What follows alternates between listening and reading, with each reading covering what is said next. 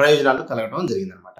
అయితే ఆర్థిక మన భారతదేశ ఆర్థిక వ్యవస్థలో మరి ఈ యొక్క ప్రైవేట్ రంగం అనేది కొన్ని ప్రతికూల అంశాలు కూడా కలిగి ఉంది, కొన్ని లోపాలు కలిగి ఉంది అని చెప్పేసి కొంతమంది దీన్ని విమర్శించడం జరిగింది. ఏంటి ఆ విమర్శలు అంటే, ఒకటి సాంఘిక శ్రేయస్సు తగ్గడము. ఏంటి ఇక్కడ సాంఘిక సమాజ శ్రేయస్సు, ప్రజల సంక్షేమము. అంటే ప్రైవేట్ రంగ సంస్థలు ఏం చేస్తే ప్రధాన ఉద్దేశం వాళ్ళకి వేలాది కోట్లు పెట్టుబడినాయి కాబట్టి వాళ్ళ యొక్క ముఖ్య ఉద్దేశము లాభార్జన, అంటే గరిష్ట లాభార్జన అని ఉంటాయి అన్నమాట. అలాంటి సందర్భంలో మరి ప్రజా సంక్షేమం కోసం సామాజిక లక్ష్యాల వైపు వాళ్ళు తక్కువ దృష్టి పెడతారు. అంటే ప్రజలకు కావాల్సిన వస్తువుల మీద కానీ, ప్రజా సంక్షేమానికి సంబంధించిన ఉత్పత్తి కార్యకలాపాల మీద కానీ వీళ్ళు దృష్టి పెట్టరు. దేని మీద పెడతారు? ఏదైతే ఎక్కువ లాభాలు వస్తున్నాయో అలాంటి ఉత్పత్తి సంస్థని ఏర్పాటు చేయడానికి అవకాశం ఉంటుంది. మరి అలాంటప్పుడు ఆర్థిక వ్యవస్థలో సమతుల్య వృద్ధిలో అసమానతలను పెంచుతుంది ఇది. కాబట్టి మిగతా ఉత్పత్తి సంస్థలు మిగతా ఉత్పత్తులు తగ్గినప్పుడు ఆర్థిక వ్యవస్థ ఏమవుతుంది? అసమతుల్యం ఏర్పడే అవకాశం ఉంది. కేవలం లాభాలు వచ్చే పరిశ్రమలు పెట్టి ప్రజా సంక్షేమానికి ఉపయోగించే వస్తువులు ఉత్పత్తి జరగలేదనుకో, అప్పుడు ఏమవుతుంది? ప్రజలకి సాంఘిక శ్రేయస్సు ఇబ్బంది కలిగే అవకాశం ఉంది. కాబట్టి ఇట్లా ప్రజల శ్రేయస్సును దృష్టి పెట్టుకుని ఉత్పత్తి సంస్థలు రాకపోవడం వల్ల ప్రజలకి ఇబ్బంది కలిగే అవకాశం ఉందని చెప్పేసి కొంతమంది విమర్శించడం జరిగిందనమాట. ఇదొక అంశం అనమాట. రెండోది అవినీతి. ఏంటి అవినీతి అంటే, ప్రైవేట్ రంగము అవినీతి పద్ధతుల ద్వారా కొన్నిసార్లు ప్రభుత్వ నియమ నిబంధనలను దాటివేయడానికి ప్రయత్నిస్తుంది. దీనివల్ల దోపిడీ చోటు చేసుకొని ఆర్థిక సంక్షేమం తగ్గే అవకాశం ఉంది. ఏంటి ఇక్కడ అవినీతి అంటే, ఒక క్రమ పద్ధతిలో ఒక నియమ నిబంధనల్ని వాళ్ళు లేకుండా వాటిని ఆ నియమ పాటించకుండా ఉంటారు. ఏం చేస్తారు వాళ్ళు? కొన్ని నియమ నిబంధనలు అనుకోండి, ఆ నిబంధనలు ఒక స్థల ఎంపికలోనో, లేదా కనుక పెట్టుబడుల విషయంలోనో, లేదా ఉత్పత్తి యొక్క ధర విషయంలోనో ఆ నియమ నిబంధనలకు అనుగుణంగా కాకుండా వేరే రకంగా ప్రయత్నించవచ్చు వాళ్ళు. అలాంటి సందర్భంలో ఏం చేస్తారు వాళ్ళు?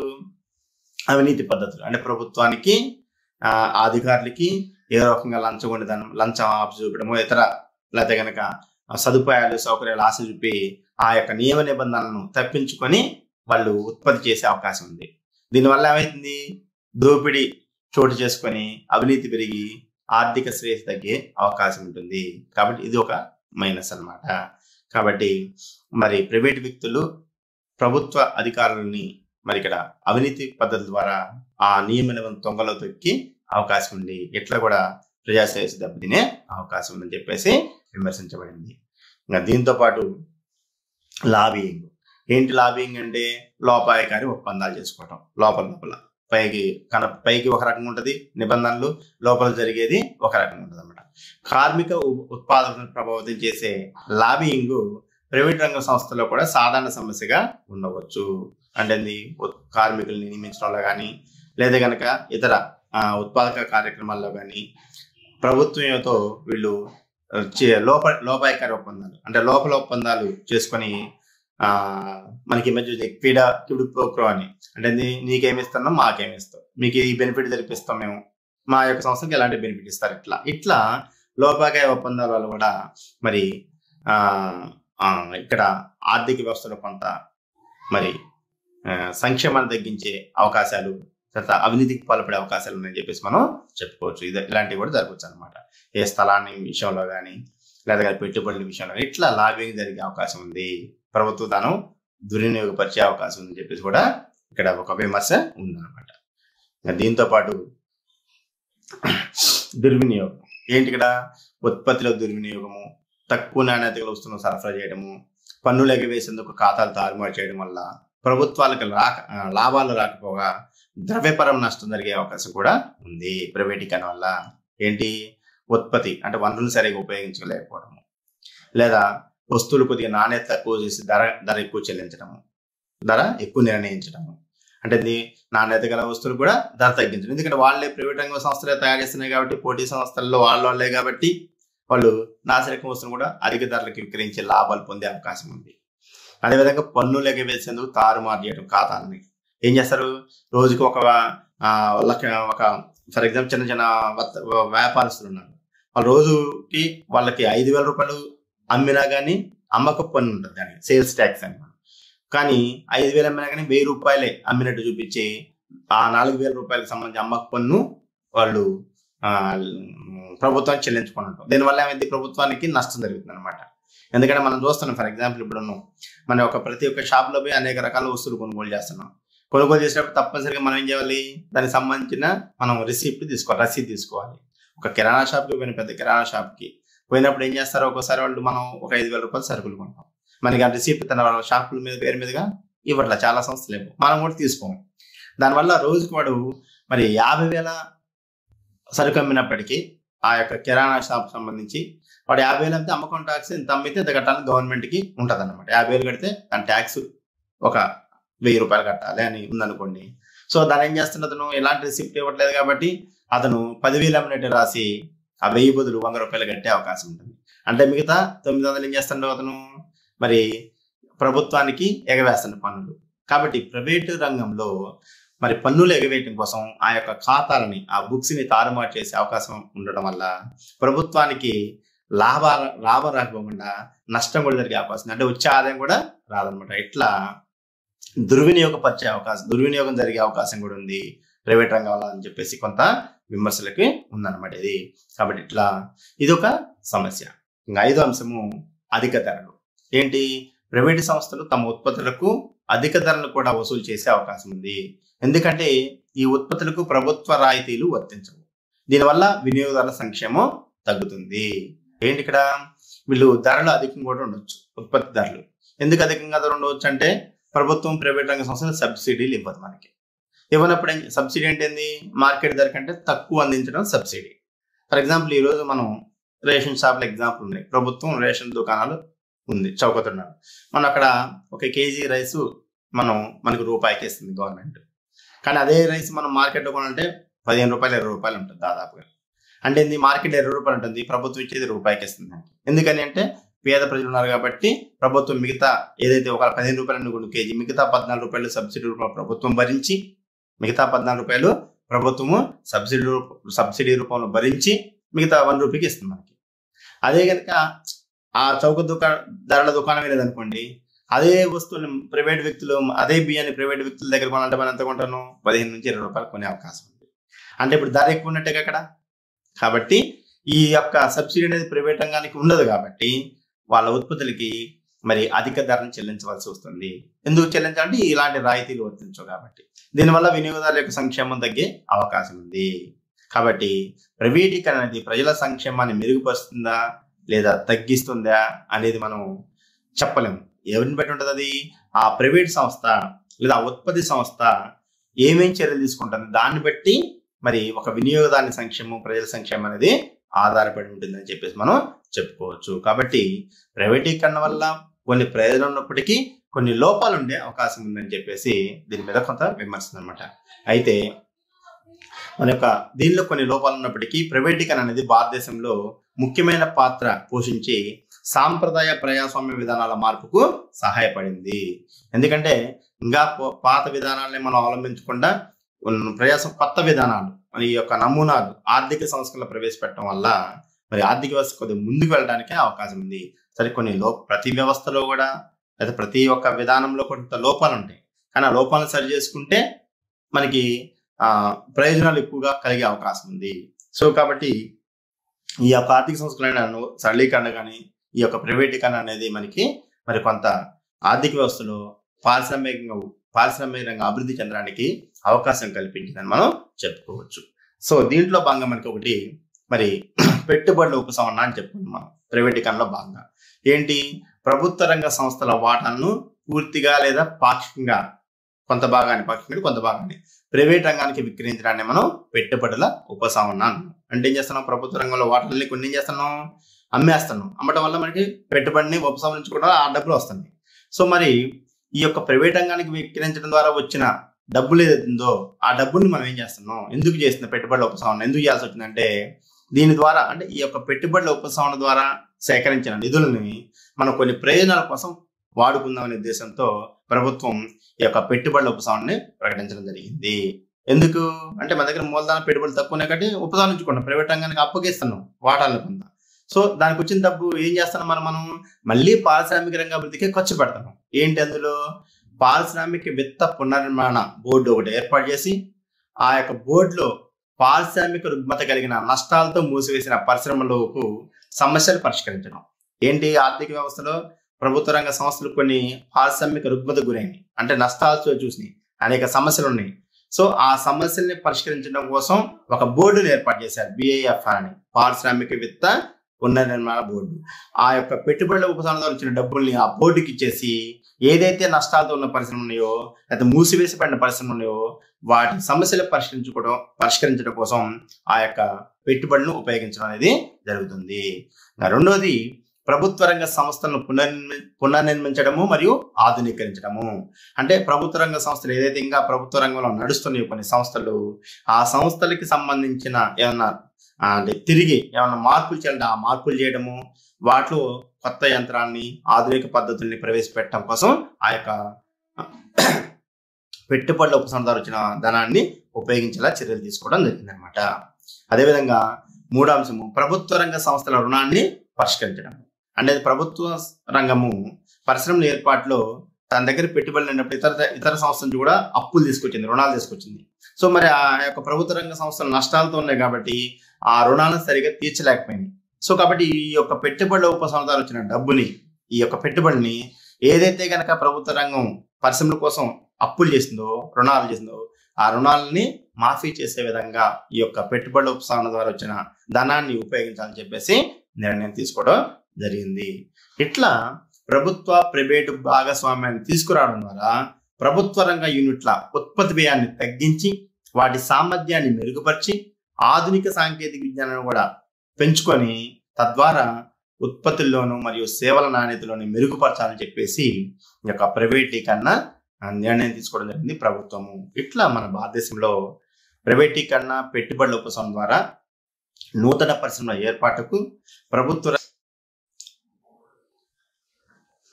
మై డియర్ స్టూడెంట్స్, ఈరోజు మనం మరి ఇంటర్మీడియట్ ద్వితీయ సంవత్సరంలో భాగంగా ఈ యొక్క ఆర్థిక సంస్కరణలో భాగంగా, అంటే భారతదేశంలో నూతన ఆర్థిక సంస్కరణలో భాగంగా మనం గత క్లాస్లో మరి సరళీకరణ అంటే ఏంది, అదేవిధంగా ప్రైవేటీకరణ అంటే ఏంది తెలుసుకున్నాం. మనం పెట్టుబడుల ఉపశమనాన్ని అంటే ఆర్థిక సంస్కరణ మనం ఏం చెప్పుకున్నాం, LPG నమూనా అని చెప్పుకున్నాం, లిబరేషన్, ప్రైవేటైజేషన్, గ్లోబలైజేషన్. లిబరేషన్ అంటే ప్రైవేట్ సరళీకరణ, దాని గురించి చెప్పుకున్నాం. ప్రైవేటైజేషన్ అంటే ప్రైవేటీకరణ మరియు పెట్టుబడుల ఉపశమనం, అది రెండో అంశము. ఇంకా దీనిలో ప్రధానమైన మూడో అంశము ప్రపంచీకరణ అంటే గ్లోబలైజేషన్. సో ఈ మూడో అంశమైన ప్రపంచీకరణ మరి చాలా ముఖ్యమైనది. సో ఏంటి ప్రపంచీకరణ అంటే ఏంటి, మరి దీనిలో ఉన్న అనుకూల అంశాలు ఏంటి, మరి దీనిలో ఉన్న ప్రతికూల అంశాలు ఏంటి అనేది మనం ఈరోజు క్లాస్లో తెలుసుకుందాం. సో ప్రపంచీకరణ అంటే ఏంటి, ముందుగా అసలుకి ఏంటి ప్రపంచీకరణ అంటే మనం దీన్నే గ్లోబల్ విలేజ్ అంటాం ఇంగ్లీష్లో. గ్లోబల్ విలేజ్ ఏంటి, ఇక్కడ వివిధ దేశాల ఆర్థిక వ్యవస్థలను ప్రపంచ ఆర్థిక వ్యవస్థతో అనుసంధానం చేయడమే ప్రపంచీకరణ. ఏంటి, ఇక్కడ వివిధ దేశాల ఆర్థిక వ్యవస్థను ప్రపంచ ఆర్థిక వ్యవస్థతో అనుసంధానం చేయడం. అంటే మన ఆర్థిక వ్యవస్థ చేయాలి, ప్రపంచంలో వివిధ దేశాలతో అనుసంధానించడం, అంటే స్వేచ్ఛగా వాటిని వ్యాపారం చేసుకునే విధంగా చేయడం అనమాట. సో ఇదొకటి. లేదా వివిధ దేశాల మధ్య స్వేచ్ఛగా వస్తు సేవలు, శ్రామికులు, మూలధనము, సాంకేతిక ఆలోచనలు తరలి వెళ్లే వాతావరణం కల్పించడమే ప్రపంచీకరణ. ఎందుకంటే ఇంకోటి మనకు అది ఈజీగా అర్థం కావాలంటే వివిధ దేశాల మధ్య స్వేచ్ఛగా వస్తు సేవలు, శ్రామికులు, మూలధనము, సాంకేతికత ఆలోచనలు తరలి వెళ్లే వాతావరణాన్ని కల్పించడమే ప్రపంచీకరణ. అంటే ఇక్కడ మనకి ఉత్పత్తికి ప్రధానమైన అంశాలు, ఒక వస్తు సేవల ఉత్పత్తి జరగాలంటే ప్రధానమైనది ఏంటి, ఇక్కడ శ్రామికులు కావాలి, మూలధనం కావాలి, సాంకేతిక విజ్ఞానము, థాట్స్, నూతన ఆలోచనలు. సో అంటే ఆలోచనలు అంటే సేవలను పంపించడం అనమాట. అంటే ఇవన్నీ కూడా ఒక దేశానికి ఒక దేశానికి మధ్య స్వేచ్ఛగా, అంటే ఎలాంటి ఒడిదుడుకులు లేకుండా, ఎలాంటి ఆంక్షలు లేకుండా, ఎలాంటి నియమ నిబంధనలు లేకుండా ఒక దేశం నుంచి మరొక దేశానికి లేదా ఒక దేశం నుంచి ఇతర దేశాలకి స్వేచ్ఛగా వెళ్లే వాతావరణాన్ని కల్పించడమే మనం ప్రపంచీకరణ అంటాం. సో ఈ ప్రపంచీకరణ అనేది మన ఆర్థిక వ్యవస్థని ఒక గ్లోబల్ విలేజ్గా చేస్తుంది. గ్లోబల్ విలేజ్, ఒక కుగ్రామంగా, అంటే ప్రపంచాన్ని మొత్తం కూడా ఒక కుగ్రామంగా చేయడం. అంటే ఒక కుగ్రామంగా చేయడం ఏంది, అంటే ప్రపంచాన్ని ఒక గ్రామంతో పోలుస్తున్నాం. ఎందుకని అంటే ఎందుకు గ్లోబల్ విలేజ్ అంటున్నాం అంటే ప్రపంచీకరణ వల్ల ఒక గ్రామంలో మనం ఫర్ ఎగ్జాంపుల్ ఒక గ్రామం ఉంది. ఒక గ్రామంలో మనకి 4-5 బజార్లు ఉంటాయి, ఒక 4-5 సందులు ఉంటాయి, 4-5 వార్డులు ఉంటాయి. సో ఫర్ ఎగ్జాంపుల్ మనం 4-5 వార్డులు ఉన్నప్పుడు ఒక గ్రామంలో ఒకవేళ ఏ అనే వార్డు నుంచి లేదా ఒక బజార్ నుంచి లేదా ఒక వార్డు నుంచి కొన్ని రకాల వస్తువులు అక్కడ ఉత్పత్తి జరిగింది అనుకోండి, ఆ వస్తువులు మనం ఆ వార్డు నుంచి ఏ అనే వార్డు కానీ లేదా ఒక బజార్ నుంచి కానీ ఇంకొక బజార్కి లేదా రెండో వార్డుకి బి అనే వార్డుకి తరలించడం అనుకోండి, మధ్యలో ఉన్న ఆంక్షలు ఉంటాయా? ఒక ఊర్లో మంచి ఆంక్షలు ఉంటాయా?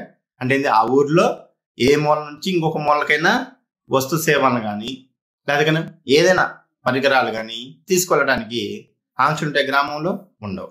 అంటే గ్రామంలో ఏ మూల నుంచైనా ఏ మూలకైనా వస్తు సేవల్ని మనం పంపించుకోవాలి కానీ తయారైన వస్తువుల్ని పంపించడానికి కానీ మధ్యలో ఎలాంటి మరి నియమ నిబంధనలు కానీ ఆంక్షలు కానీ సరిహద్దులు కానీ ఉండవు. ఉంటాయా? ఉండవు.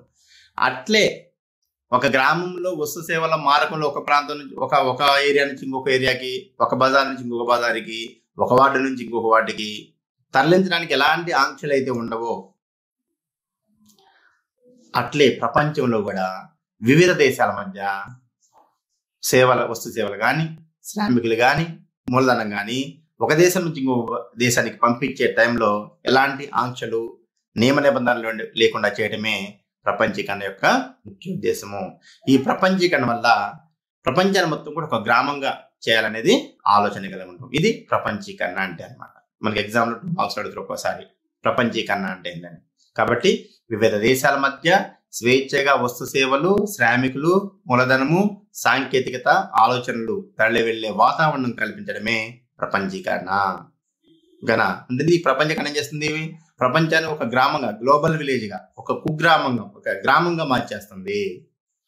ఇందాక మనం చెప్పుకున్నట్టు ఒక గ్రామంలో ఏదైనా వస్తువుని మనం మళ్ళీ ఒకసారి చెప్తున్నాం వివరణ మీకు అర్థం కావడం కోసం. ఒక గ్రామంలో ఒక ఏరియాలో ఒక జామ పళ్ళు అమ్ముతున్నారు, ఒక ప్రాంతంలో జామ పళ్ళు పండుతున్నాయి.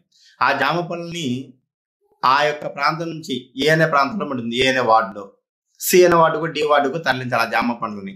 డి వార్డుకి తీసుకుపోయేటప్పుడు మధ్యలో ఆంక్షలు ఉంటాయా? ఉండవు. సో అట్లా అనమాట. సో కాబట్టి ఆంక్షలు లేని వ్యాపారాన్ని, నియమ నిబంధనలు లేని వ్యాపారాన్ని, సో లేదా ఈ యొక్క అన్ని మూలధనంతో సహా తరలి వెళ్లే వాతావరణం కల్పించడమే ప్రపంచీకరణ. చాలా జాగ్రత్తగా గమనించండి. కాబట్టి ప్రపంచీకరణ అంటే వివిధ దేశాల మధ్య స్వేచ్ఛగా వస్తు సేవలు, మూలధనము, శ్రామికులు, సాంకేతికత తరలి వెళ్లే వాతావరణం కల్పించడమే ప్రపంచీకరణ అంటాము. ఇది ప్రపంచీకరణ అనేది ప్రపంచాన్ని ఒక గ్లోబల్ విలేజ్ గా తయారు చేస్తుంది, ఒక కుగ్రామంగా తయారు చేస్తుందని చెప్పేసి మనం చెప్పుకోవచ్చు అనమాట. సో ఇది అర్థమైతే మనకి మిగతా అంశాలు అర్థమైతే అనమాట. సో ఇది మరి దీని యొక్క ప్రధాన లక్షణాలు ఏంటి అంటే నెంబర్ 1 ఒకటి వ్యాపార అవరోధాలను తొలగించడం.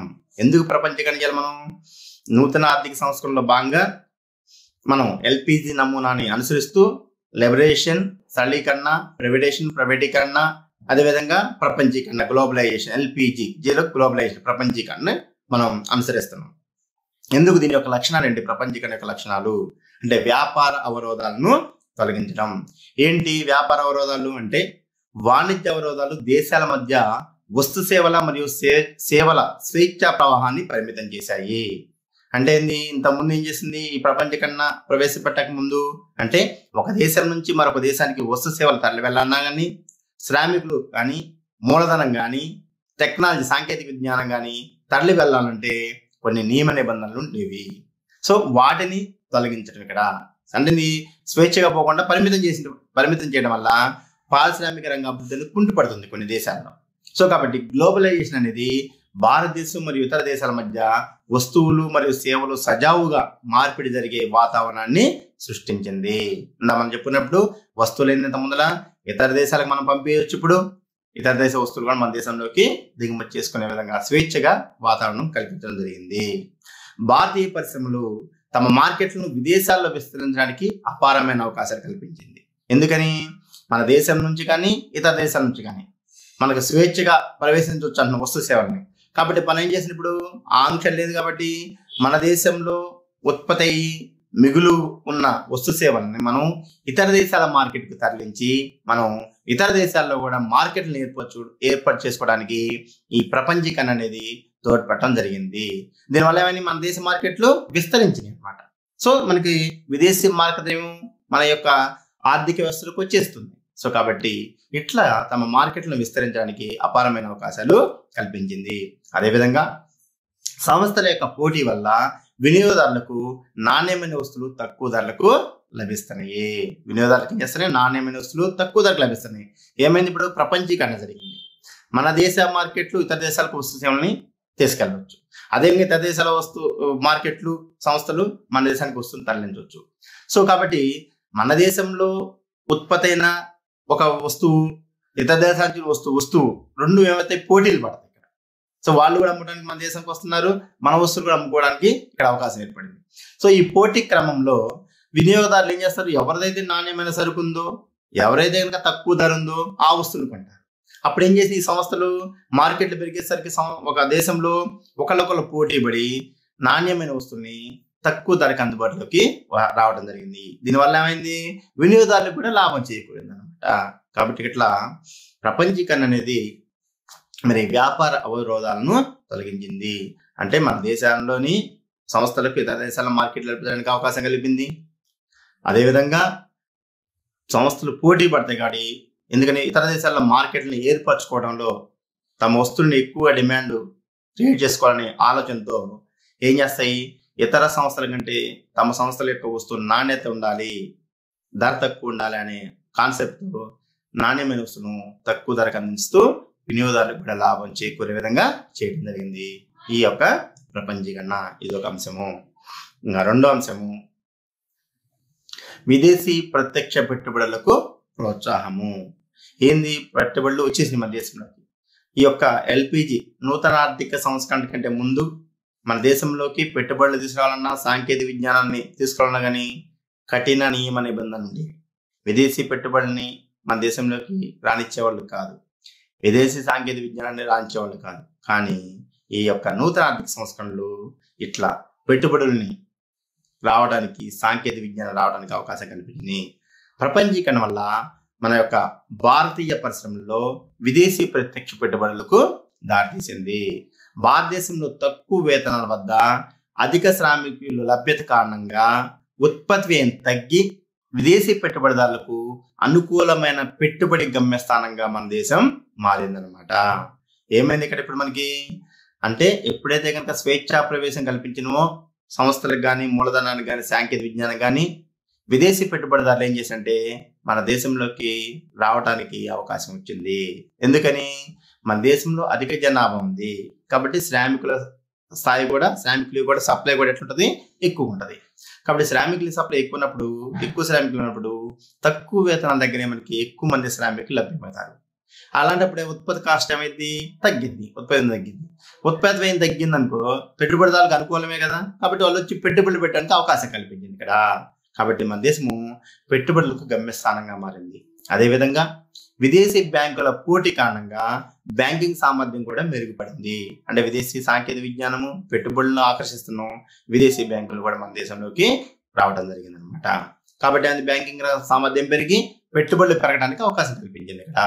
అదేవిధంగా అధిక ప్రాధాన్యత కలిగిన పరిశ్రమల్లో మరి విదేశీ సాంకేతిక విజ్ఞానాన్ని దిగుమతి చేసుకునే విషయంలో కూడా విదేశీ సాంకేతిక సహకారాన్ని ప్రోత్సహించడానికి ప్రభుత్వం విదేశీ పెట్టుబడుల ప్రోత్సాహక బోర్డును కూడా ఏర్పాటు చేసింది.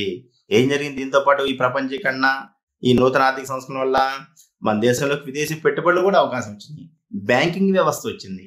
అదేవిధంగా విదేశీ సాంకేతిక విజ్ఞానం కూడా మనం దిగుమతి చేసుకోవడానికి అవకాశం కల్పించింది ఈ యొక్క నూతన ఆర్థిక సంస్కరణలు. అదేవిధంగా ఈ యొక్క పెట్టుబడుల్ని మరియు ఈ సాంకేతిక విజ్ఞానాన్ని మన దేశంలోకి వచ్చే విధంగా ప్రోత్సహించడం కోసం ప్రభుత్వం కూడా ఒక బోర్డుని ఏర్పాటు చేసింది, విదేశీ పెట్టుబడుల ప్రోత్సాహక బోర్డు. దాని ద్వారా విదేశీ పెట్టుబడులను ఆకర్షిస్తూ వాళ్ళకి కావాల్సిన సౌకర్యాన్ని మెరుగుపరుస్తూ వాళ్ళు మన దేశంలోకి పెట్టుబడులు తీసుకొచ్చే విధంగా కృషి చేయడం జరిగింది ఈ బోర్డు. దీనివల్ల మనకేంటి బెనిఫిట్ అంటే మనం చెప్పుకున్నాం, మన ఆర్థిక వ్యవస్థలో మన దేశంలో పెట్టుబడులు మూలధనం కొరతగా ఉంది. మరి భారీ పరిశ్రమ స్థాపన జరగాలంటే పెట్టుబడులు లేకుండా మూలధనం లేకుండా సాధ్యమవుతుందా? సాధ్యం కాదు. కాబట్టి మనం ఏం చేసినాం, ఇతర దేశాల నుంచి తెచ్చుకుంటాం పెట్టుబడిని ఆకర్షణ, దానివల్ల పరిశ్రమలో ఏర్పడడం జరిగింది. ఫర్ ఎగ్జాంపుల్ మన కుటుంబం ఉంది, మన కుటుంబంలో ఒక వ్యవసాయ రంగం ఉంది. ఫర్ ఎగ్జాంపుల్ వ్యవసాయ రంగం మనం కార్యకలాపాలు కొనసాగిస్తున్నాం. ఒక 5 ఎకరాల పొలం వేసేటప్పుడు మనకు 1 లక్ష రూపాయలు పెట్టుబడి అవసరం. మన దగ్గర 50,000 ఉంది, మనం ఏం చేస్తాం, అక్కడ నుంచి తెచ్చుకుంటాం ఒక ఫ్రెండ్లో, స్నేహితులు లేదా బ్యాంకు ద్వారా. సో అప్పుడు ఆ మిగతా 50,000 లక్ష రూపాయలు కలిపి వ్యవసాయ రంగం సేద్యం చేస్తే అక్కడ మంచి ఉత్పత్తి పెరుగుతుంది, మనకి లాభాలు వస్తే అప్పులు తీర్చేస్తాం. అట్లే మన దేశంలో పారిశ్రామిక రంగం అభివృద్ధి చెందాలంటే మరి పెట్టుబడులు మన దగ్గర లేవు మన దేశంలో, కాబట్టి పక్కన నుంచి తీసుకోవాల్సిన అవసరం ఏర్పడింది.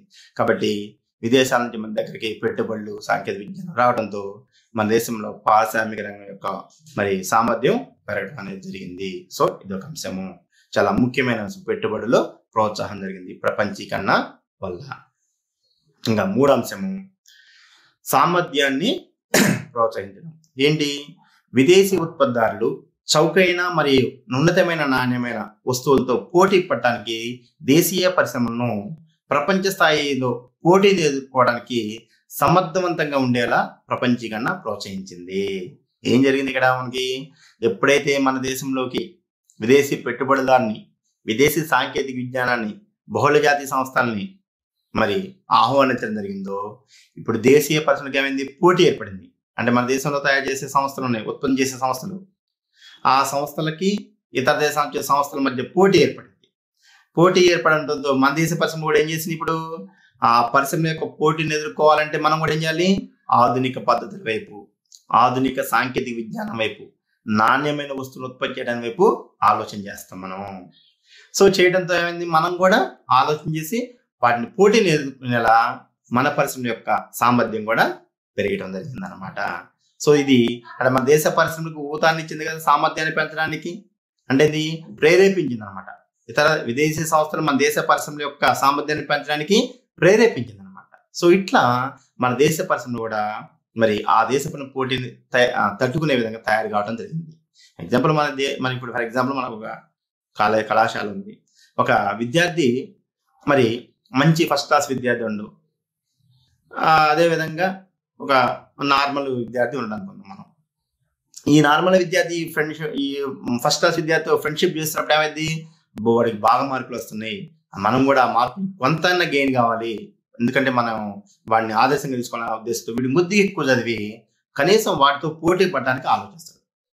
అట్లా కాకుండా మరి ఈ యొక్క ఆర్డినరీ విద్యార్థి మళ్ళీ ఆర్డినరీ విద్యార్థితోనే సహవాసం చేసుకుంటా వాడితోనే చదువుల్లో ఉండరనుకోండి, వాడికే 10 మార్కులు వస్తాయి, నాకు 10 మార్కులే కదా, ఏం కాదులే అనుకుంటాడు. సో అంటే మనకంటే ఎక్కువ మార్కులు వచ్చిన వాడితో మనం పోటీ పడేటప్పుడు మనం కొద్దిగా ట్రై చేస్తాం ఎక్కువ మార్కుల కోసం.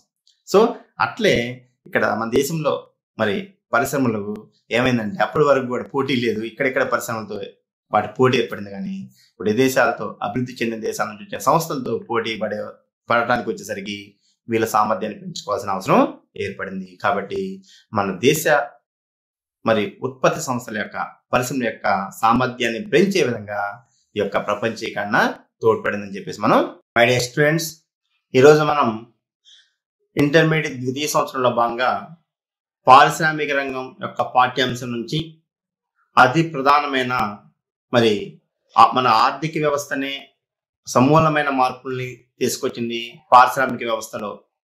సో అలాంటి పారిశ్రామిక విధానము 1991 పారిశ్రామిక విధానం. సో ఈ 91 పారిశ్రామిక విధానం అనేది భారత పారిశ్రామిక రంగంలో పెను మార్పుల్ని సృష్టించిందని చెప్పేసి మనం చెప్పుకోవచ్చు అనమాట. సో ఆ యొక్క తీర్మానం ఏంటి, ఆ యొక్క 19 పారిశ్రామిక విధానం యొక్క తీర్మానం ఏంటి, దానిలోని ముఖ్యాంశాలు ఏంటి, మరి దాని యొక్క అనుకూల అంశాలు, దాని మీద విమర్శలు ఏంటి అనేది ఈరోజు క్లాస్లో మనం చర్చిద్దాం. సో 91 పారిశ్రామిక విధానం చూసుకున్నట్టయితే మనకి గతంలో 1948లో చూసినాం, 1956 పారిశ్రామిక విధానం చూసినాం, అదేవిధంగా ఇంకా మధ్యలో మనకి చాలా వచ్చినాయి, 77, 1980 ఇట్లా రకరకాల పారిశ్రామిక విధానాలు వచ్చినాయి. సో ఈ యొక్క పారిశ్రామిక విధానాన్నిటిలోనూ చాలా ముఖ్యమైనది మనకి ఈ 91 పారిశ్రామిక విధానం. సో ఇది మనకి 1991లో పివి నరసింహారావు గారి ప్రభుత్వం అధికారంలోకి వచ్చింది జూన్లో. సో ఆ యొక్క అధికారంలోకి వచ్చే సందర్భంగా మన ఆర్థిక వ్యవస్థ అనేది చాలా కొద్దిగా హీన స్థితిలో ఉంది. అంటే విదేశీ మారక నిల్వలు కూడా రోజులకి సరిపోనుగాను, తర్వాత పారిశ్రామిక రంగం చాలా మరి వెనుకబాటు ఉండటం, లోటు, ఇట్లా అన్ని రకాలుగా సమస్యలతో ఉంది ఆర్థిక వ్యవస్థ. సో ఈ యొక్క ఆర్థిక వ్యవస్థని గాలిలో పెట్టడం కోసం మరి పివి నరసింహారావు గారు అప్పుడు ప్రధానమంత్రిగా ఉన్నారు. అతనికి ఆర్థిక మంత్రిగా మనకి మన్మోహన్ సింగ్ గారు ఉండడం అనేది జరిగింది. సో వీళ్ళ యొక్క కాంబినేషన్ లో మరి ఆర్థిక వ్యవస్థను ముందుకు తీసుకెళ్ళడం కోసం ఆర్థిక వ్యవస్థలో సరళీకరణను, సంస్కరణను ప్రవేశపెట్టడం జరిగింది. సో ఈ నూతన వాతావరణంలో ఒక నూతన పారిశ్రామిక విధానాన్ని కూడా మరి 1991 జూలై 24 నాడు, అంటే 1991 జూలై 24 నాడు ప్రకటించడం జరిగింది అనమాట. దీన్ని మనం నూతన పారిశ్రామిక విధానం అంటాను, 1991 పారిశ్రామిక విధానాన్ని కూడా చెప్పుకున్నాం. ఇప్పటి వరకు సంపాదించుకున్న అంటే ఈ నూతన పారిశ్రామిక విధానం అనేది పారిశ్రామిక ఆర్థిక వ్యవస్థను బాగా సులభతరం చేసింది. అంటే పారిశ్రామిక రంగానికి ప్రోత్సహించే విధంగా ఇందులో మరి నిర్ణయాలు తీసుకోవడం జరిగింది అనమాట. ఇప్పటి వరకు మనం సంపాదించుకున్న వాటిని నిలబెట్టుకుంటూ పారిశ్రామిక రంగంలో వ్యవస్థలో ఉండే లోపాలను సరిదిద్దుతూ ఉత్పాదకతలో స్థిరమైన వృద్ధిని కొనసాగించేలా, అంటే పారిశ్రామిక ఉత్పాదకతలో స్థిరమైన వృద్ధిని కొనసాగించేలా మరియు ఆర్థిక వ్యవస్థలో ఉద్యోగ అవకాశాలను పెంచే విధంగా మరి విదేశీ సంస్థలను కూడా పోటీలు తట్టుకునే విధంగా కూడా ఈ యొక్క నూతన పారిశ్రామిక విధానాన్ని మరి డిసైడ్ చేయడం జరిగింది అనమాట. సో అంటే అట్లా దీని యొక్క నిర్మాణాన్ని చేయడం జరిగింది, ఈ యొక్క నూతన పారిశ్రామిక విధానాన్ని. సో ఈ యొక్క లక్ష్యాలను సాధించడం కోసం మరి ఈ నూతన పారిశ్రామిక విధానంలో ప్రభుత్వం అనేక అంశాలను ప్రకటించింది. ఏంటి ఇక్కడ మనం ఉత్పాదక వ్యవస్థను పెంచే విధంగా, స్థిరమైన రీతిలో ఉద్యోగ అవకాశాలను పెంచే విధంగా, మరి విదేశీ సంస్థల పోటీలని మనం తట్టుకునే విధంగా, మరి ఎన్ని లక్ష్యాలతో పారిశ్రామిక రంగ అభివృద్ధి సాధిస్తూ దేశాన్ని ఉన్నత స్థితిలో అభివృద్ధి వైపు ప్రయాణించే విధంగా చేయడం కోసం మరి ఈ ద్వయం పివి నరసింహారావు ప్రధానమంత్రి, మన్మోహన్ సింగ్ ఆర్థిక మంత్రిగా ఉంటూ కొన్ని అంశాలను ప్రకటించింది 91లో ఈ యొక్క పారిశ్రామిక రంగ అభివృద్ధి కోసం. అదే మనం నూతన పారిశ్రామిక విధానం అని చెప్పేసి అనుకుంటున్నాం. ఏంటి అంశాలు ఏంటి ఇప్పుడు మనం ప్రధానంగా చూద్దాం. అందులో భాగంగా ఒకటి చూస్తున్నట్టు మనకి పారిశ్రామిక లైసెన్సింగ్ పద్ధతిని తొలగించడం. ఏంటి అంటే ఈ యొక్క లైసెన్సింగ్ విధానాన్ని మరి కొద్దిగా సరళీకరించి, అంటే పద్ధతిగా తొలగించడం పూర్తిగా. ఏంటి ఇక్కడ ఆర్థిక వ్యవస్థను సరళీకరణ వైపు నడిపించడానికి నూతన పారిశ్రామిక విధానం అనేది రక్షణ, వ్యూహాత్మక, సాంఘిక కారణాలు గల కొన్ని పరిశ్రమలకు తప్ప మిగతా అన్ని పరిశ్రమలకు లైసెన్సులను తొలగించడం జరిగింది. అంటే ఏంది, 91కి పూర్వము ఏదైనా ఒక పరిశ్రమని ఏర్పాటు జరగాలంటే అది చిన్న పరిశ్రమైనా పెద్ద పరిశ్రమైనా కానీ చాలా లైసెన్సింగ్ విధానంలో దానికి అనుమతి ఇవ్వడంలో అంటే పరిశ్రమని ఏర్పాటు చేసుకోవడంలో నియమ నిబంధనలు చాలా కఠినంగా ఉంది. సో దాంతో ఏమైందంటే పారిశ్రామికవేత్తలు కానీ లేదా కనుక ఉత్సాహవంతమైన పెట్టుబడిదారులు కానీ ఈ లైసెన్సింగ్ విధానం వల్ల పరిశ్రమల ఏర్పాటులోను వాటి అభివృద్ధిలోనే ముందుకు రాలేదన్నమాట. సో ఈ అంశాలను గుర్తించి ఈ 91 పారిశ్రామిక విధానం ఏం చేశారంటే ఈ లైసెన్సింగ్ పద్ధతిని పూర్తిగా తొలగించడం జరిగింది. ఏం చేశారు ఇక్కడ అంటే ఏదైనా ముఖ్యమైన రక్షణ, వ్యూహాత్మక, సాంఘిక కారణాలు గల కొన్ని పరిశ్రమలు తప్ప, అంటే ఇంపార్టెంట్ దేశానికి సంబంధించి రక్షణ సంబంధించి కొన్ని పరిశ్రమలు తప్ప మిగతా పరిశ్రమలకు ఎలాంటి పారిశ్రామిక లైసెన్స్ లేకుండానే పరిశ్రమని ఏర్పాటు చేసుకునే విధంగా మరి ఒక చట్టం చేసిన జరిగింది ఇందులో. సో దానిలో భాగంగా 1999 ఫిబ్రవరిలో చేసిన చట్ట సవరణ ప్రకారము ప్రస్తుతం 6 రకాల పరిశ్రమలకు మాత్రమే లైసెన్స్ అనేది తప్పనిసరిగా తీసుకోవాలి. ఇంత ముందర చాలా ఉన్నాయి, 34 పరిశ్రమలు, చాలా రకాల పరిశ్రమలకు అనుమతి అవసరం, అంటే లైసెన్స్ అనేది అవసరం.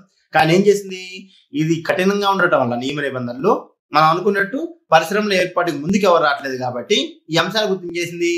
కేవలం ముఖ్యమైన అంటే రక్షణకు సంబంధించిన, వ్యూహాత్మక, సాంఘిక అంశాలకు సాంఘిక సంక్షేమానికి సంబంధించిన ఒక 6 పరిశ్రమలు తప్ప మిగతా పరిశ్రమలకి లైసెన్స్ ప్రభుత్వ అనుమతి లేకుండానే నామమాత్ర అనుమతితోనే పరిశ్రమలు ఏర్పాటు చేసుకునే విధంగా పారిశ్రామిక లైసెన్సింగ్ విధానాన్ని ఇక్కడ తొలగించడం అనేది జరిగింది.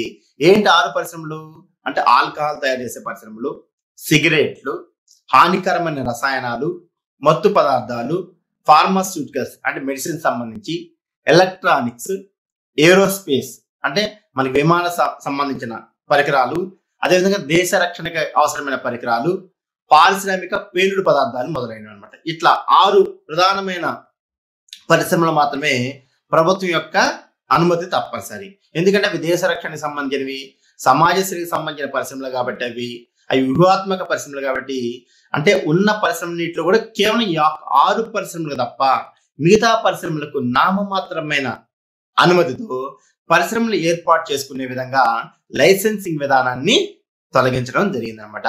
కాబట్టి ఇప్పుడు ఏంటి, ఇక్కడ కేవలం ప్రభుత్వ అనుమతి ఒక 6 పరిశ్రమలు తప్ప మిగతా వాటికి ఎలాంటి అనుమతి, అంటే ప్రభుత్వం యొక్క నామమాత్ర అనుమతితోనే పరిశ్రమలు ఏర్పాటు చేసుకునే విధంగా ఈ యొక్క 91 పారిశ్రామిక విధానం అనేది మరి డిసైడ్ చేయడం అనేది జరిగిందన్నమాట. అంటే నిర్ణయించడం జరిగిందన్నమాట. ఇది ప్రధానమైన అంశము. దీంతో ఏమైతుంది, కొత్త పరిశ్రమలు ఏర్పాటు చేయడానికి అనుకూలం అవుతుంది అన్నమాట. మార్గం సుగమయ్యే అవకాశం ఉంది. సో ఇది ఒక అంశాన్ని ప్రకటించడం జరిగింది. ఇది ఒక ముఖ్యమైన లక్షణము 91 పారిశ్రామిక విధానంలో. చాలా గుర్తుపెట్టుకోవాల్సింది మనం. కాబట్టి పారిశ్రామిక లైసెన్సింగ్ తొలగించడం అనేది ఒక ప్రధాన లక్షణము. ఇది ఒక అంశము. ఇంకా రెండో అంశం చూసినట్టయితే మనకి ప్రభుత్వ రంగం యొక్క పాత్రను నిర్వీర్యం చేయటం అంటే తగ్గించడం. ప్రభుత్వ రంగ పాత్ర ఏంటి, తగ్గించడం. 91 పారిశ్రామిక విధానం ముందు దాదాపు అన్ని రకాల పరిశ్రమలో ప్రభుత్వ యొక్క ఇంపార్టెన్స్ ఎక్కువ ఉండేది అనమాట. ప్రభుత్వ యొక్క ఇంపార్టెన్స్ ఎక్కువ ఉండేది. కానీ 91లో ఏం చేశారంటే మనం చెప్పుకున్నాం, ఎల్పిజి నమూనాలు వచ్చినాయి. లిబరేషన్, ప్రైవేటైజేషన్, అదేవిధంగా గ్లోబలైజేషన్, సరళీకరణ, ప్రైవేటీకరణ, ప్రపంచీకరణ అంశాలు బాగా ప్రాముఖ్యతలోకి వచ్చినాయి అనమాట. ఎందుకంటే వరల్డ్ ట్రేడ్ ఆర్గనైజేషన్ అనేది ఏర్పాటు జరిగినప్పుడు ప్రపంచ వాణిజ్య సంస్థ, అందులో కొన్ని ఒప్పందాలు, వాటి ఫలితంగా కూడా కొంత ఎల్పిజి నమూనా రావడం అనేది ప్రధానంగా జరిగింది అనమాట. సో దానిలో భాగంగా ప్రభుత్వ రంగ పాత్రను తగ్గించాలి. ఎందుకంటే అంతకుముందు ప్రభుత్వ రంగంలో పనిచేస్తున్న సంస్థలు చాలా కూడా అవినీతితోనూ, అసమర్థతోనూ, లేకపోతే బంధుప్రీతితోనూ ఇట్ల వల్ల నష్టాలు గురయ్యి పారిశ్రామిక రంగం మొత్తం కూడా కుదేలేదు, చాలా నష్టాలతో ఉంది. సో ఆర్థిక వ్యవస్థ కూడా పతనం దిశలో ఉందన్నమాట. సో కాబట్టి ఏం చేయాలి, మరి పెంచాలి. కాబట్టి ఏం చేయాలి, ఇప్పుడు మనం ప్రభుత్వ రంగ పాత్రను తగ్గించాలి. అంటే ఏం చేసింది దీంట్లో మనకి 1956 పారిశ్రామిక విధానంలో ప్రభుత్వ రంగంలో 17 పరిశ్రమలు ఉండేవి. మనం చెప్పుకున్నాం ఏ జాబితా, బి జాబితా, సి జాబితా అని. సో అట్లా ప్రభుత్వ రంగంలో ప్రధానంగా 17 రకాల పరిశ్రమలు ఉండేవి అనమాట. సో వీటిని ఏం చేశారంటే మొత్తానికి 3కి తగ్గించారు. అంటే ప్రభుత్వ రంగం ఏమైంది, ప్రధానమైన పరిశ్రమ మాత్రమే 3 ఇచ్చారు. మిగతా 14 పరిశ్రమలు కూడా ప్రైవేట్ రంగానికి అప్పగించే విధంగా చర్యలు తీసుకోవడం జరిగింది.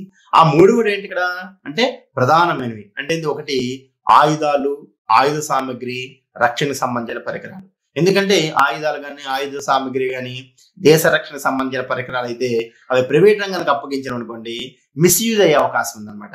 అంటే వాళ్ళు ఇతర దేశాలకి రాసుకెళ్ళి చేరవేయడం కానివ్వండి, అవన్నీ సీక్రెట్ సంబంధించినవి, లేదా ఆయుధాలు ఇతర దేశాలకు సరఫరా చేసే అవకాశం ఉంది. కాబట్టి అప్పుడు మన దేశానికి సంబంధించి, రక్షణకు సంబంధించి ఇబ్బందులు ఏర్పడే అవకాశం ఉంటుంది. కాబట్టి ఇలాంటి పరిశ్రమలు అంటే ఆయుధాలు, ఆయుధ సామగ్రి, దేశ రక్షణ సంబంధించిన పరికరాల యొక్క పరిశ్రమల విషయంలో ప్రభుత్వం యొక్క పాత్ర ఉంటుంది అంటే ప్రభుత్వ రంగంలో ఉంటుంది అనమాట. ఇంకా రెండోది ఏంటంటే అణుశక్తి. ఇది కూడా చాలా ఇంపార్టెంట్. ఎందుకంటే అణు విస్ఫోటనాలకి జరగడానికి అవకాశం ఉంది. ఇట్లా మిస్యూజ్ అయిపోతుంది. ఎందుకంటే అణుశక్తికి సంబంధించిన పరిశ్రమలు కూడా ప్రభుత్వ రంగంలోనే ఉంటాయి. అదేవిధంగా రైల్వే రవాణా. అంటే మన దేశంలో ప్రభుత్వ రంగంలో నడుస్తున్న అతిపెద్ద వ్యవస్థ ఏంటంటే రైల్వే వ్యవస్థ. సో ఇది కూడా మనకి ప్రజాశ్రేయకు సంబంధించి కానీ, దేశానికి సంబంధించిన అవసరాలను బాగా తీస్తుంది. కాబట్టి ఈ యొక్క 3 అంశాలు, ఆయుధ సామగ్రి, ఆయుధాలు, దేశ రక్షణకు సంబంధించిన పరిశ్రమల విషయంలోను, అణుశక్తికి సంబంధించిన పరిశ్రమల విషయంలోను, రైలు రవాణాకు సంబంధించిన పరిశ్రమలు, ఈ 3 పరిశ్రమలు ప్రభుత్వ రంగంలో మాత్రమే నడుస్తాయి. మిగతా 17లో మిగతా పరిశ్రమలన్నిటి కూడా ప్రైవేట్ రంగం వైపు మళ్లించే విధంగా మరి ఈ యొక్క 91 పారిశ్రామిక విధానం అనేది ఒక అంశం తీసుకోవడం జరిగింది. అంటే ఇది ప్రభుత్వ రంగ పాత్రను తగ్గిస్తూ ప్రైవేట్ రంగాన్ని పాత్రను పెంచినట్టయితే పారిశ్రామిక రంగము మరి అభివృద్ధి వైపు జరగడానికి అవకాశం ఉంది. మన ఆర్థిక వ్యవస్థ మంచిగా ఉంటుందనే ఉద్దేశంతో ఇక్కడ రెండో అంశంగా ప్రభుత్వ రంగ పాత్రను తగ్గించడం జరిగింది. అంటే 17 పరిశ్రమల నుంచి 3 పరిశ్రమలకి దీని యొక్క ఏర్పాటు అనేది జరిగింది అనమాట. సో ఇది ఒక అంశము. ఇంకా ఇందులోనే మనం ప్రధానంగా చెప్పుకోవాల్సిందంటే ప్రభుత్వ రంగ సంస్థలకు సంబంధించిన ప్రభుత్వ విధానంలోని ప్రధాన అంశాలు క్రింది విధంగా ఉన్నాయి. ఏంటి ఇక్కడ వ్యూహాత్మకాన్ని ప్రభుత్వ రంగ సంస్థల్లో ప్రభుత్వ ఈక్విటీని అంటే ప్రభుత్వ వాటాలను అవసరమైతే 26% లేదా అంతకంటే తక్కువగా తగ్గించడం. అంటే ప్రభుత్వ రంగ పాత్ర ఎట్లా తగ్గించారు? ఏదైనా వ్యూహాత్మక మంచి ఇంపార్టెంట్ ముఖ్యమైన సంస్థలు ఏంటంటే అందులో ప్రభుత్వం యొక్క వాటా ఎంత తగ్గించాలి? 26% తగ్గించాలి. అంటే చాలా తక్కువ, మిగతా మాత్రం ప్రైవేట్ రంగానికి అప్పగించడం. అవసరమైతే ఇంకా అంతకన్నా కూడా తగ్గించే విధంగా అనమాట. అంటే ప్రభుత్వ పాత్ర కంప్లీట్ తగ్గించుకోవడం. రెండోది ఏంటంటే ప్రభుత్వ రంగ సంస్థల ఉత్పాదక సామర్థ్యాన్ని పునర్నిర్మించడం. ఎందుకంటే ఈ 91 వీళ్ళు అధికారంలోకి వచ్చేటప్పటికి ఆ ప్రభుత్వ రంగ సంస్థలు చాలా నష్టాలతో కూడి ఉన్నాయి, ఉత్పాదక తగ్గిపోయింది. కాబట్టి ఇంకొక లక్ష్యంగా ఏం తీసుకున్నారు ఇది అంటే ప్రభుత్వ రంగ సంస్థలు ఉత్పాదక సామర్థ్యాన్ని పునర్నిర్మించాలి మనకు వచ్చిన అమౌంట్ తో. అంటే పరిశ్రమల్ని ప్రైవేట్ రంగానికి అప్పగించడం వల్ల వచ్చిన వాటా మూలధనంతో వీటిని మిగతా పరిశ్రమల్ని తిరిగి నిర్మించే విధంగా చూడాలన్నమాట. అంటే మూత వేయబడిన పరిశ్రమలు కానీ, పారిశ్రామిక రుగ్మత కలిగిన పరిశ్రమలు కానీ. ఇంకా మూడోది పునర్నిర్మించలేని ప్రభుత్వ రంగ సంస్థలను మూసివేయడం. అంటే దీనికి అవకాశం లేదు, అది పూర్తి నష్టాల్లో కూలిపోయింది, అది లాకౌట్ చాలా సంవత్సరాలు అయింది. అలాంటి వాటిని మనం తిరిగి నిర్మించలేకపోతే వాటిని కంప్లీట్ గా మూసివేయడము, ఆ సంస్థల తర్వాత ఆ ఉత్పత్తి రంగంలో ప్రైవేట్ రంగానికి అప్పగించడం అనమాట. అదేవిధంగా ఇవన్నీ చేస్తూ మళ్ళీ అందులో పనిచేస్తున్న శ్రామికుల యొక్క మరి ఆ సంక్షేమాన్ని కూడా పరిరక్షించే విధంగా చర్యలు తీసుకోవాలని చెప్పేసి ఈ యొక్క ప్రభుత్వ రంగ పాత్రను తగ్గించే విధానంలో ఈ యొక్క అంశాలని ప్రభుత్వం తీసుకోవడం జరిగింది అనమాట. అంటే ప్రభుత్వ రంగాన్ని పాత్రను తగ్గిస్తున్నామంటే ఆ యొక్క మిగతా ఆ వచ్చిన వాటితో ఏమేమి అంశాలను దృష్టిలో పెట్టుకోవాలి అంటే మిగతా ఉన్న ప్రభుత్వ రంగ ఉత్పాదక సామర్థ్యాన్ని పెంచాలి. అదేవిధంగా శ్రామికుల యొక్క శ్రేయస్సును చూస్తూ ప్రైవేట్ రంగానికి మనం ప్రభుత్వ రంగ సంస్థల్ని అప్పగించే విధంగా చర్యలు తీసుకోవాలని చెప్పేసి ఈ యొక్క 91 పారిశ్రామిక విధానము నిర్ణయం తీసుకోవడం జరిగింది. ఇంకా మూడో అంశం ఏంటంటే ఎంఆర్టీపీ చట్టాన్ని సవరించడం జరిగింది. ఏంటిది ఎంఆర్టీపీ చట్టం అంటే ఎంఆర్టీపీ చట్టం అనేది మోనోపల్లీస్ అండ్ రిస్ట్రిక్టివ్ ట్రేడ్ ప్రాక్టీస్ అనే ఒక చట్టాన్ని తీసుకొచ్చారు. ఏంటిది చట్టము ఏం చెప్తుందంటే ఇది మనకి ఏకస్వామ్య కార్యకలాపాలను నియంత్రించడం కోసం ఏర్పాటు చేశారు. మొదట్లో ఇది మన స్వాతంత్రం వచ్చిన కొత్తలో. ఎందుకంటే ప్రైవేట్ రంగాలు ఏకస్వామ్యాలు ఏర్పడితే ప్రజాశ్రేయస్సు దెబ్బతింటుంది అనే ఉద్దేశంతో పరిశ్రమలు తమ ఇష్టానుసారం ఏర్పాటు చేసుకొని ప్రజల యొక్క శ్రేయస్సుని దెబ్బతీసిన వాళ్ళ ఉత్పత్తులు ధరలు ఉంటాయనే ఉద్దేశంతో ప్రభుత్వం ఎంఆర్టీపీ చట్టాన్ని చేసింది, ఏకస్వామ్య నియంత్రణ చట్టం అని. సో దీన్ని తెలుగులో ఏకస్వామ్య నిరోధక చట్టం అంటాం. ఏంటి చట్టం అంటే ఏదైనా ఒక కొత్త పరిశ్రమని ఏర్పాటు చేసుకోవాలంటే లైసెన్స్ అనే ఎంఆర్టీ అంటే ఈ యొక్క ఏకస్వామ్య నిరోధక చట్టం నుంచి అనుమతి తీసుకోవాలి. ఆ యొక్క సంస్థ నుంచి ఏకస్వామ్య నిరోధక సంస్థ ఉంటుంది, దాని నుంచి అనుమతి తీసుకోవాల్సిన అవసరం ఉంటుంది అనమాట. అలాగే 100 కోట్ల పైబడిన ఏదైనా సంస్థలు మరి ఉత్పత్తిని కొనసాగించాలన్నా కానీ మరి కొత్త ఉత్పత్తి స్టార్ట్ చేయాలన్నా కానీ ఈ యొక్క సంస్థ యొక్క ఏకస్వామ్య నిరోధక సంస్థ యొక్క అనుమతి తీసుకోవాల్సిన అవసరం ఉండేది. సో అదేవిధంగా విదేశీ పెట్టుబడులు కూడా మనం స్వీకరించవలసి వచ్చినా కానీ ఈ యొక్క ఎంఆర్టీ అంటే ఏకస్వామ్య నిరోధక సంస్థ చట్టం యొక్క అనుమతి ఉండాల్సి వచ్చిన అవసరం లేదనమాట. అయితే ఇప్పుడు దానివల్ల ఏమవుతుంది, ఎంఆర్టీపీ యాక్ట్ వల్ల ఏకస్వామ్య నిరోధక చట్టం వల్ల అంటే కొత్త సంస్థలు ఏర్పాటు చేసుకోవడానికి కానీ లేదా ఉన్న సంస్థల్లో కొత్త శాఖల్ని అంటే కొత్త ఉత్పాదక శాఖల్ని ఏర్పాటు చేసుకోవడం కానీ ఈ యొక్క ఎంఆర్టీపీ చట్టం అనేది చాలా నిరోధకంగా ఉందన్నమాట. సో దీని వల్ల పరిశ్రమలు ఏర్పాటు జరగట్లేదు, విదేశీ పెట్టుబడులు స్వదేశంలోకి రావటం లేదు. ఎందుకంటే మన దగ్గర పెట్టుబడులు కొరతుంది, మూలధనం కొరతుంది, కాబట్టి మనం విదేశీ పెట్టుబడి మీద ఆధారపడాల్సిన అవసరం ఉంది. సో ఈ చట్టం ద్వారా ఏమైంది, మనకి ఎన్ని లోపం ఉంది. ఏది పరిశ్రమల ఏర్పాటు విషయంలో కానీ అంటే లైసెన్స్ విషయంలో లేదా కొత్త ఉన్న సంస్థలు ప్రైవేట్ సంస్థలు కొత్త శాఖలు ఏర్పాటు చేసుకోవాలని దీని అనుమతి తీసుకోవాల్సిన అవసరం ఉండేది. విదేశీ పెట్టుబడుల నుంచి మనం స్వీకరించాల్సిన కానీ ఈ చట్టం అనుమతి తీసుకోవాల్సిన అవసరం ఉండేది. సో దీనివల్ల మన యొక్క పారిశ్రామిక రంగాన్ని నిరోధించే విధంగా ఉంది చట్టం. సో కాబట్టి ఏం చేయాలి, మనం దీన్ని సవరించాలని చెప్పేసి దీన్ని సవరించడం అనేది జరిగింది. దీని ప్రకారము ఎంఆర్టీపీ కంపెనీల ఆస్తుల పరిమితిని ఎత్తివేయడం జరిగింది. అదేవిధంగా తక్కువ సాంకేతిక పరిజ్ఞానంతో నడిచే ప్రభుత్వ రంగ సంస్థలు, చిన్న తరహా సంస్థలు, వ్యూహాత్మక ప్రదేశాల్లో ప్రస్తుతం పనిచేసే సంస్థలను ప్రభుత్వం పునఃసమీక్షిస్తుందని ఈ యొక్క నూతన పారిశ్రామికను తెలియజేస్తుంది. అంటే ఏదైతే ప్రభుత్వ రంగ సంస్థలు ఉన్నాయో, చిన్న సంస్థలు ఉన్నాయో, లేదా ఇతర ప్రాంతాల్లో ప్రదేశాల్లో మరి పనిచేసే సంస్థలు వాటి యొక్క అంటే స్థల నిర్ణయంలో కానీ వాటి యొక్క పెట్టుబడుల్లో కానీ మనం ఈ యొక్క ఎంఆర్పి చట్టం పునఃసమీక్షిస్తుందని చెప్పేసి ఒక నిర్ణయం తీసుకోవడం జరిగింది అనమాట. ఇంకా దాంతో పాటు మనకి ఇంకోటి ఏంటంటే ఇక్కడ ఈ యొక్క పారిశ్రామిక విధానం, ఈ నూతన పారిశ్రామిక విధానం అనేది అంటే ఈ 97 పారిశ్రామిక విధానం అనేది ఏం చేసిందంటే ఈ యొక్క రుగ్మత గల సంస్థలను అంటే రుగ్మత అంటే నష్టాలతో నడుస్తున్న సంస్థలకి వాటిని తిరిగి నిర్మించే విధంగా ఒక పారిశ్రామికవేత్త పునర్నిర్మాణ బోర్డుని కూడా ఏర్పాటు చేసి వాళ్ళ సలహాల కోసం సంప్రదించాలని చెప్పేసి ప్రభుత్వానికి కోరడం జరిగింది. అయితే ఈ ఎంఆర్టీపీ చట్టాన్ని సవరిస్తూ దీనికి మరి ఇంకొక దీని యొక్క స్థానంలో 2002 సంవత్సరంలో పోటీ చట్టాన్ని అనే దాన్ని ఏర్పాటు చేయడం జరిగింది. ఈ పోటీ చట్టం ఏం చేస్తుంది అంటే ఏకస్వామ్య కార్యక్రమం నిరోధించే అంశాలన్నింటినీ కూడా ఇది తీసేసింది అనమాట. సో అంటే కొంత ఫ్రీ ట్రేడ్ వ్యాపారం అనేది తర్వాత ఉత్పత్తి సంస్థలు రావడానికి అనుకూలంగా ఉందన్నమాట చట్టం. ఆ చట్టాన్ని ప్రవేశపెట్టడం జరిగింది. అంటే ఎంఆర్టీపీ చట్టం యొక్క స్థానంలో మనకి పోటీ చట్టాన్ని 2002 ఏర్పాటు చేసి దాని ద్వారా పరిశ్రమలు ఈజీగా అంటే ఏర్పాటయ్యే విధంగా ఆ చట్టంలో కొన్ని మార్పులు చేయడం అనేది జరిగింది అనమాట. సో ఇది ఒక అంశము. ఇంకా దీని తర్వాత మనకి ఇది చట్టం చేయడం జరిగింది. ఇంకొక అంశం అయితే ఆ 2002 పోటీ చట్టం కూడా మనకి దేని సిఫార్సు ఆధారంగా ఏర్పడిందంటే రాఘవన్ కమిటీ సిఫార్సుల మేరకు ఆ యొక్క ఎంఆర్టీపీ యాక్ట్ స్థానంలో పోటీ చట్టాన్ని ఏర్పాటు చేయడం అనేది ప్రధానంగా జరిగింది. అదొక అంశాన్ని గుర్తుపెట్టుకోండి మీరు. ఇంకా 4వ అంశం ఈ 91 దాంట్లో మనకి విదేశీ పెట్టుబడుల ప్రవేశానికి సాంకేతిక పరిజ్ఞానానికి స్వేచ్ఛ కల్పించారు. ఇంతకుముందు 97 ముందు ఏంది మన దేశంలోకి విదేశీ సాంకేతిక పరిజ్ఞానం దిగుమతి చేసుకోవాలన్నా కానీ లేదా విదేశీ పెట్టుబడులను మనం మరి ఆకర్షించాలన్నా దిగుమతి చేసుకోవాలన్నా కానీ కొద్దిగా నియమ నిబంధనలు కఠినంగా ఉండేది ఎంఆర్టీపీ చట్టం వల్ల.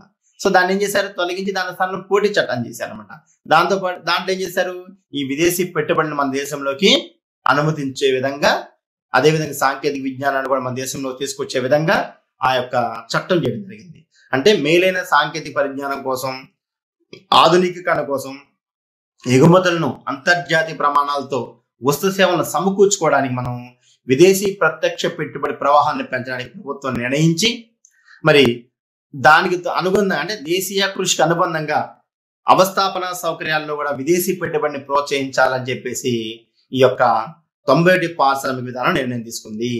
దీనిలో భాగంగా దాదాపు ప్రాధాన్యత కలిగిన 34 పరిశ్రమల్లో కూడా అధిక ప్రాధాన్యత కలిగిన 34 పరిశ్రమలో కూడా విదేశీ పెట్టుబడిని దాదాపు 51% వరకు అనుమతించవచ్చు అని చెప్పేసి ఈ యొక్క 91 పారిశ్రామిక విధానం నిర్ణయం తీసుకుంది.